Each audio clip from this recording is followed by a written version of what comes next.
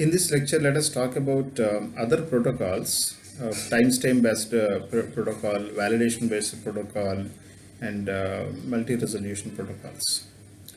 Of the three, the first one is the timestamp based protocol. In the previous two protocols, we have seen one is a two-phase locking protocol and another is a multiple granularity locking protocol, where whenever the transaction wants to access a particular database object or a particular part of the database, they are locking the corresponding object or the part of the database, and it is not allowing the other transaction to access the same data point. That is how they manage the concurrency. But in case of timestamp based protocol, no locking is applied. Only thing is, whenever the transaction enters, it based on the time at which it enters, it decides whether to allow it to access or not. This is typically what happens in timestamp based protocols. In this protocol, whenever a transaction enters, a timestamp is assigned, and obviously whenever a timestamp is assigned, there are two possibilities: either the system time can be taken or a counter can be taken for that purpose. And no two timestamps should be equal, and whenever a timestamp is issued, it should be ensured that it is distinct from the earlier ones, and the timestamps are strictly increasing in order. That is how they will be created. And always in this timestamp based protocol, always older transactions will be given the priority. Suppose if a transaction enters ahead of another one, the earlier one will be given the priority whenever there is a conflict or a resolution aspect. And these timestamp based protocols manage conflicts as soon as the operation enters or created. Whenever the operation is created, based on the time at which it is created, the conflict will be resolved. That's how the timestamp based protocol will operate. So again, the serializability issue comes into picture, and cascade link, cascade rollback comes into picture. All these things are to be discussed with respect to the timestamp based protocol also. We'll talk about these things in detail. In this timestamp ordering protocol, apart from the timestamp that is being assigned to every transaction, timestamps are also assigned to every database object. There are two timestamps available for each database object. One is a read timestamp, another is a write timestamp. Now, whenever a transaction successfully reads a database object value, successfully reads in the sense it satisfies the conditions of the timestamp ordering. If a transaction successfully reads a database object value, then the timestamp of the transaction will be assigned as a read timestamp of the database object. So whenever a new transaction reads successfully, the read timestamp of the database object value will be revised or renewed, and it is replaced with the latest timestamp of the transaction which has successfully read it. That's how it will be updated. Similarly, the write timestamp of the database object will also be updated as and when a transaction successfully writes the latest value of the database object. Successfully write again in the sense it satisfies the conditions of the timestamp ordering protocol. So whenever a new transaction successfully writes, the write timestamp of that particular database object will be updated. The read timestamp of that particular database object will be updated as and when a transaction successfully reads. This is how every database object value will have two timestamps, and they will be continuously updated. That is how they will be updated. Apart from this, transaction timestamp will also be there. Now, once we have these timestamps, then what are the rules that are to be followed in this protocol? Let us observe. In the first case, if suppose the transaction Ti issues a read request, transaction Ti wants to read a database object value Q. If the timestamp of this Ti is less than the current write timestamp of Q, that means an earlier transaction, if TS of Ti is less than that, means an earlier transaction which has initiated earlier wants to read it now, but the current write value of that Q is by another transaction which has entered late. That means a transaction which has entered after that TI has already written that. Now the earlier transaction wants to read it, which is not supposed to be allowed. Because of that read request is rejected and TI is rolled back. TI has to be rolled back because an earlier transaction wants to read now, but a later transaction has already written that value, which is not allowed. Similarly, if TS of TI is greater than or equal to the write timestamp of Q, here greater than or equal to, in the sense it is a transaction which has entered after the successful write of that value, database object value Q, or the same transaction. That's what we mean by equality.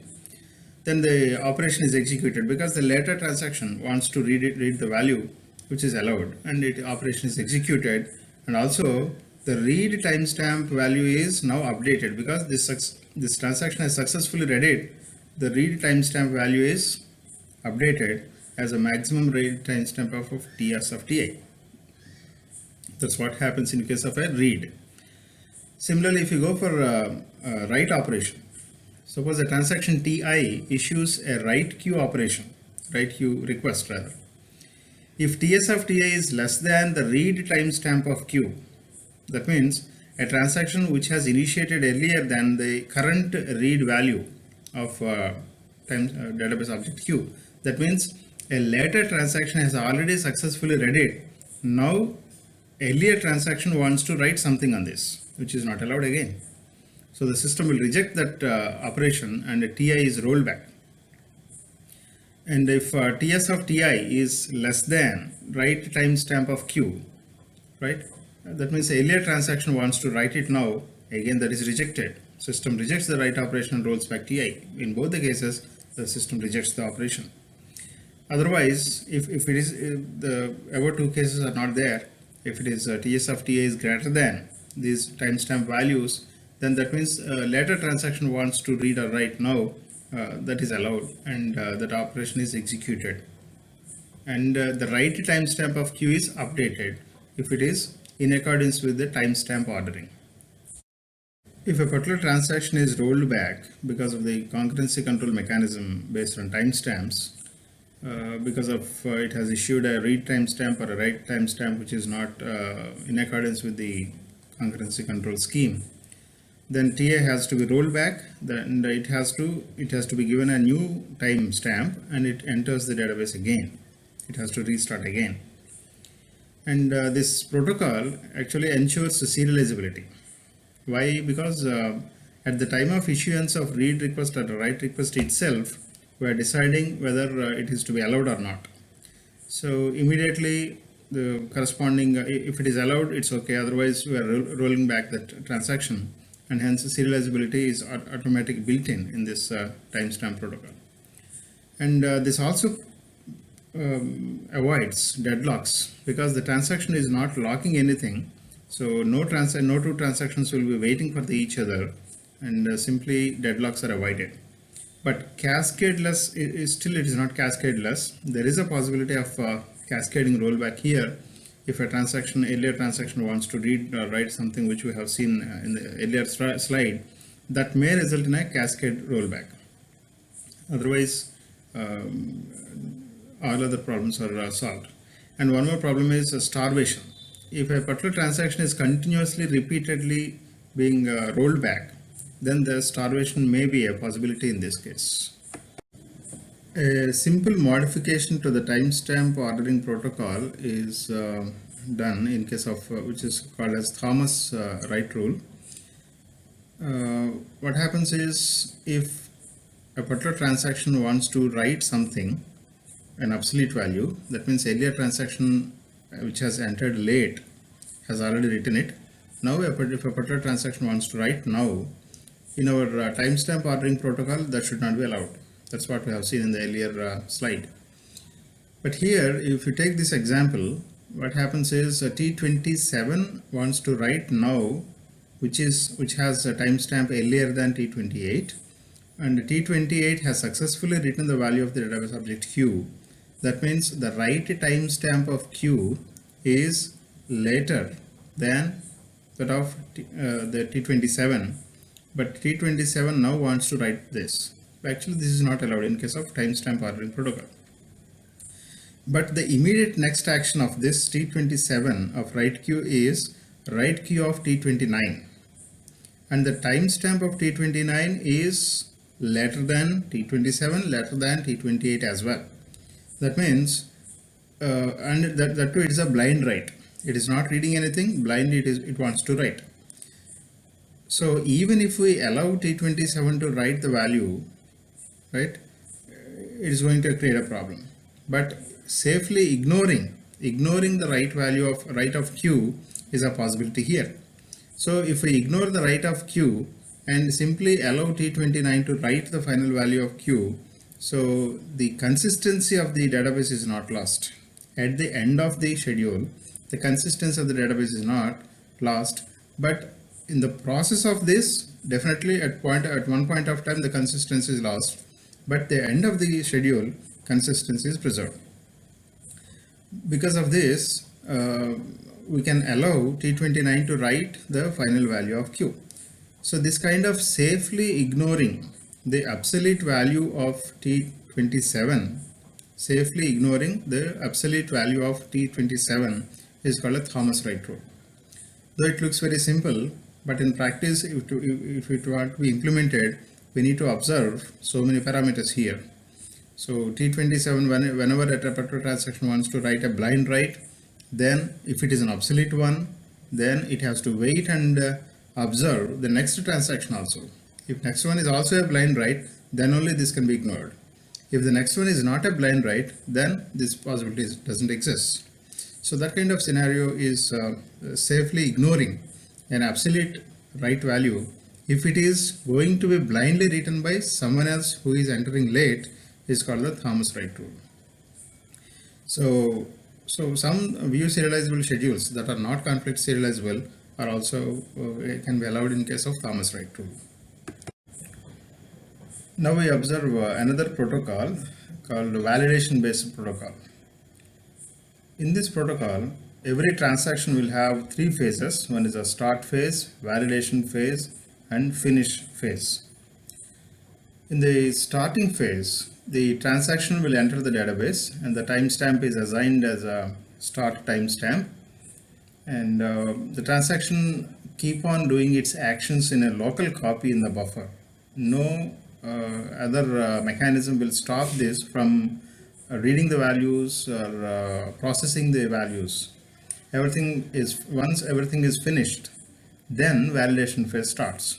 So until such time the transaction enters the database, a local copy of database objects will be assigned to that transaction, and it will operate on those database objects.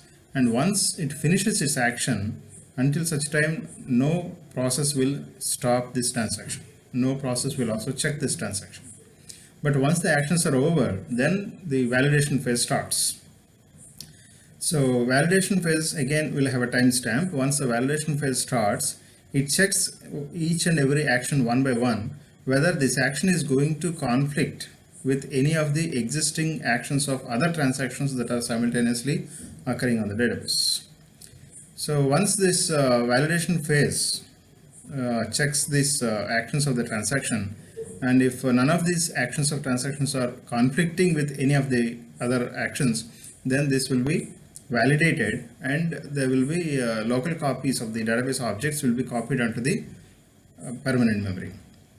So that is the finished stage. Once it writes the values, the finished timestamp is assigned, and the transaction completes its action on the database. So this is how all the transactions will be operated simultaneously, parallelly. As far as the capacity of the buffer is concerned, all the transactions will keep on doing their actions. Only at the validation phase they will start checking. If at all in the validation phase, if a transaction fails, that transaction will be rolled back and it starts once again with a new timestamp. And that is how the things will be maintained in validation based timestamps. And one important issue here is the timestamp of the transaction will be treated as the timestamp of the validation phase. Until such time, even though transaction enters, reads the values and processes it, it won't treat as the timestamp of the start value, but the timestamp of the transaction is treated as the validation phase timestamp. That is how it will be treated. This protocol is useful for rare conflicts, in the sense if transactions that are involved in the schedule are rarely conflicting with each other. That means most of the transactions, if they have non-conflicting actions, and that too with short durations, this kind of protocol is much more useful.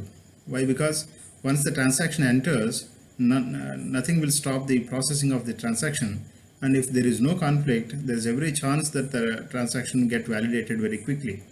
So if it is a shorter transaction and the conflicts are very, very low with respect to the other transactions, then this protocol is much better than any other protocol. But if the transactions are longer, then the probability of conflicting with other transactions gets more and more, and this is not that suitable for longer transactions. And one more disadvantage is that the serializability is not decided when it is processing. So it's an advantage and disadvantage also. Disadvantage in the sense it will be decided only after processing all the actions of the transaction, and if at that point if the transaction is rolled back or conflicting, is found to be conflicting, then it has to be rolled back, and all the actions done by the transactions are useless. That is a drawback. Another feature, a positive point, is that if it is serializable, that is, if it's not conflicting, then quickly we can finish off this transaction, and that is going to save time. So both ways it can be observed.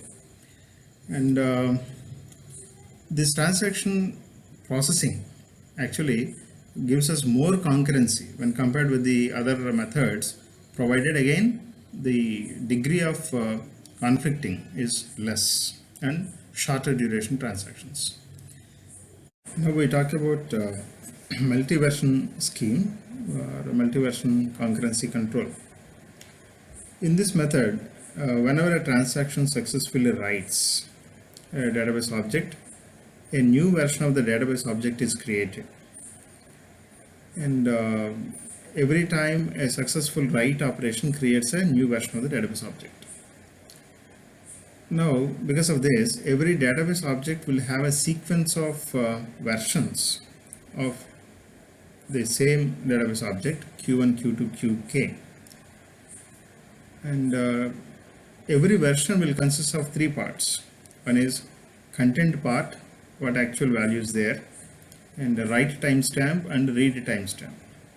Content part obviously is the value of the database object in that version, and the read timestamp is the timestamp of the latest transaction that has successfully written this, and read timestamp is the largest timestamp or latest timestamp of the transaction which has successfully read it. This is how every database object will have three fields, and versions of the same database objects are being maintained in the database.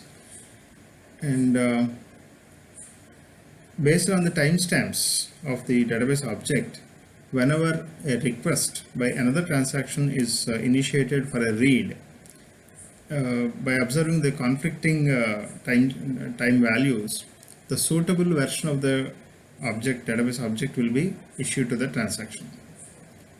Though multiple versions are present, the suitable version of the database object will be given to the transaction for the read if it is non-conflicting. That is how the multi-version schemes will be processed. Now let us observe how this multi-version scheme operates. Suppose TA is a transaction, issues a read or write operation, then let write an operation on Q. Let Qk denote the version of the Q whose write timestamp is the latest one, and which is but less than the timestamp of TS of Ti. So we choose the latest timestamp of Qk, write timestamp of Qk, such that this is less than TS of Ti. If transaction Ti issues a read, then the value is returned. Value of that version is returned to Ta. So the value of the latest version of QK is returned to TI. If a transaction TI issues a write queue, if a transaction TI issues a write queue, and if the timestamp of this transaction is less than the read timestamp of QK, that means the transaction which has entered earlier than the successful read of this latest timestamp of QK, then obviously that transaction has to be rolled back, because a new version of read timestamp is already created for QK, and earlier, a transaction which has entered earlier now wants to read it or write it, which is not allowed. So that transaction TI has to be rolled back in this case. On the other hand, if the transaction TS of TI is equal to the write timestamp of QK, the system overwrites, because the same transaction already has written, now it wants to write, and with the same timestamp is there, so it will overwrite the value of QK. Otherwise, if TS of TI is greater than the read timestamp of QK, then it creates a new version of QK, because the transaction is a later one than the current version of QK, and it creates a new version of read version of QK. That is how the transaction gets operated, and as long as the conflicting actions are not reported, this multiple versions of QKs are being created. Now, how long these versions are maintained is another issue. We identify the oldest transactions in the system, and whenever the versions of the QK, or the write versions of the QK, or if they are much older than the oldest transaction in the system, then they are no more required. So we can keep on removing those oldest versions of the QK which are older than the oldest transaction available in the system. That is how it gets cleared. So obviously, at any point of time, some n number of versions of the QK which are relevant to the current running transactions will be kept. Multi-version schemes are more advantageous when the transaction involves more number of reads than writes. Since reads are never stopped, and whenever a read instruction is given by the transaction, the corresponding version is identified and written to the transaction. And rollbacks are still a problem for this kind of transactions.